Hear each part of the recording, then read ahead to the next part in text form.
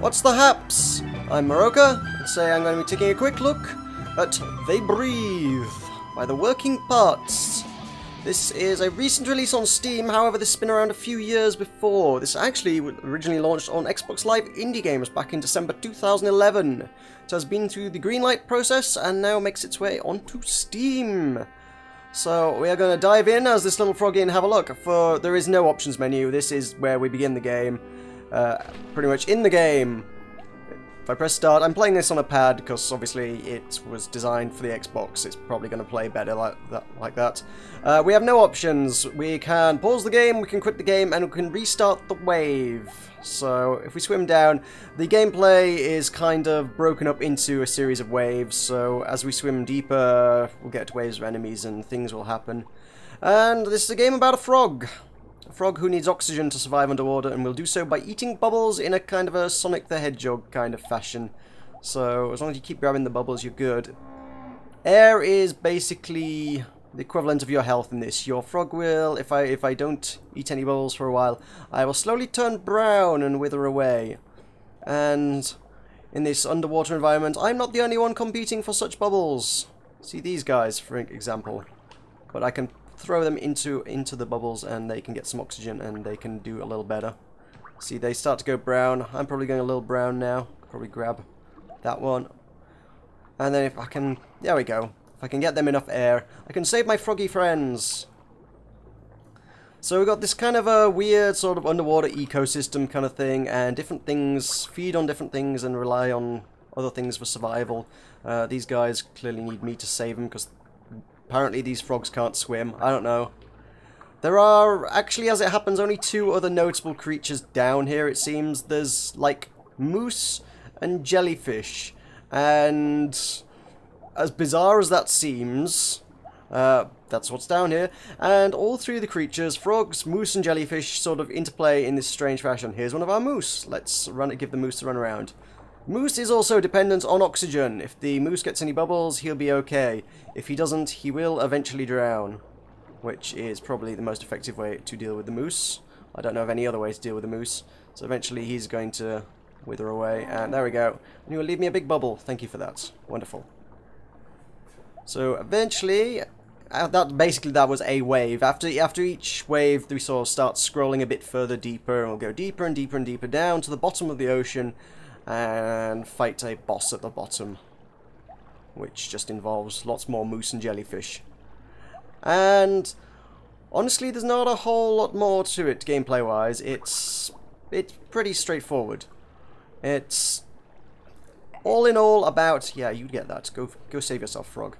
It's about half an hour long in total. There is an achievement, say, can you do the game in 20 minutes? So I guess the entire game can be completed in 20 minutes if you're good at it. I'm not amazing at it, but passable. And if you fail a wave, you do just immediately restart from the same wave. You don't have to go back to the surface and do it all again. You just start from before the wave. So if these guys were to do a number on me, I would just go back to these guys spawning. And these frogs may not make it. I don't know. I'm being attacked by a moose whilst trying to do this. Ow. And like I say, oxygen is basically my health, so as I take damage I'm going to lose oxygen, and yeah, I don't think he's going to survive. And basically I will go brown as I take damage as well. It's not the easiest thing to do in the world, to be honest, trying to nudge frogs that can't swim. I guess they sort of slowly drift towards you, but trying to actually get them to go where you want them to go is tricky at best. So as we go deeper, we will begin to see the ecosystem in play. And if you're eagle-eyed, you may have already spotted it.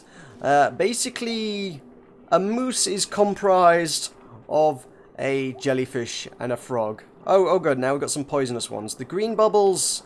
I know green is often a symbol of good things in games, and I consumed a lot of these before realizing that green in this particular game is actually supposed to be poisonous. The green bubbles will hurt you. Don't get those bubbles. So, those are nasty. So, when a frog dies, it can be... there we go. I consumed a lot of poison there. That was no good. And I will start floundering a bit, like the other frogs, if I go too low. So, yeah, the frogs, when they die, can attach themselves to a jellyfish and become... Oh, that was a lot more poison again, wasn't it? And can become a moose. If you look at the moose's head, it is literally an upside-down dead frog.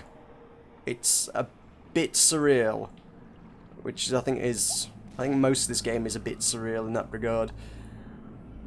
And the frogs can detach themselves from the heads of the moose and leave it as a jellyfish. The jellyfish are not as dependent on oxygen as the moose. Moose will drown, like you see, but the jellyfish, obviously, well, it's a jellyfish. It doesn't need oxygen. So you got these organisms that can transform between needing and not needing oxygen. And, you know, if they... Okay, so he's gone. I'll take his air. It's a battle of survival. Sorry, frog. So, yeah, you got an organism that can, by detaching its head, turn from an oxygen-breathing organism to a aquatic organism. It's just very, very strange. I'm not entirely sure what to make of it. I feel like there's some deep underlying message behind all of this game, and I'm not entirely getting it. Here we go, that's a jellyfish. Jellyfish actually get hurt by oxygen, so as we steer them towards the oxygen bubbles, they will take damage, and, well, they will grow slightly larger, and eventually they will explode. If they touch me, I will stick to them, and I can slowly but surely steer it around. If I steer it into oxygen, it'll let go, because it doesn't like oxygen. So, an easy way to deal with it is to do that. And then it's going to explode into a bunch of tentacles, because that's pretty gross. And that's about the mechanic. I mean, I suppose if we find some frogs, I can show you how the heads work, which is just weird and bizarre. Like I said, I feel like there's some deep message to this, but maybe it's just trying to be weird. I'm not entirely sure what the goal is.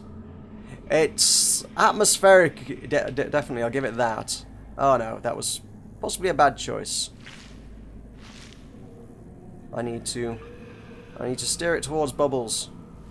Or other ones towards bubbles. Basically, my oxygen is going to slowly deplete whilst I'm here, because I have no way of getting to the oxygen. If one of these guys explodes, they might do some knock-on damage, because they will then release bubbles. There we go. Everybody's free. Everybody's happy.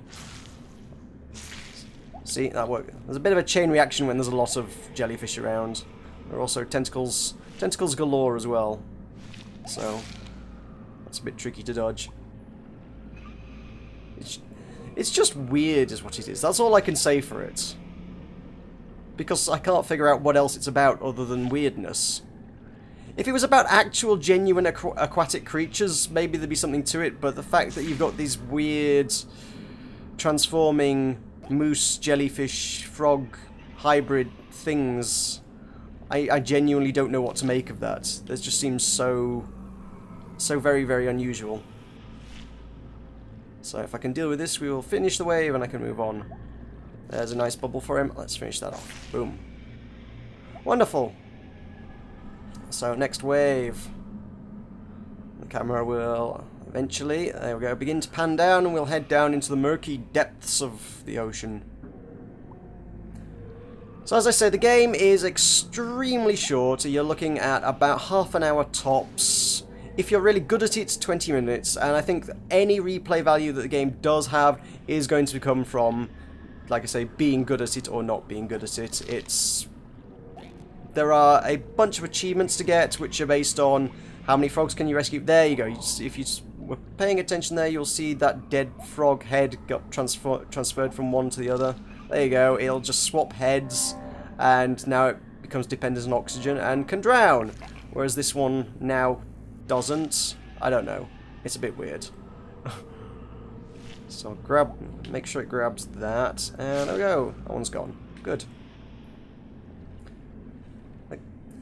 So, yeah, there's a bunch of achievements. Most of them are for doing difficult things. There's one for save every frog in the game. There's one for beating in under 20 minutes. If you're a completionist, you might get some value out of those achievements, but broadly speaking, most people are going to burn through this, and it'll be a once-and-done half-hour experience, I think. The price you're looking at for this on Steam is £1.59, or your regional equivalent. I believe it's also available on Gamersgate and Desura if you're interested in picking them up on those platforms, although I imagine Steam will be the primary platform for many. I suppose I'll leave it up to you to decide whether you think this is something you would want to spend half an hour on. Because there's little more to it than I've shown you already, unfortunately. These guys are pretty nasty, I'm going to be honest. Let's try and dodge them. Or maybe we can, yeah. He can have a head, and then he will... This weird one, he's going to now gain a head and become an oxygen-breathing organism. Which is fine, because that means he can now drown. Which is something, I suppose. It's one way to deal with the problem. They are pretty nasty to be hit by. Yeah, this is They Breathe, ladies and gentlemen. Thank you very much for watching. I shall see you next time.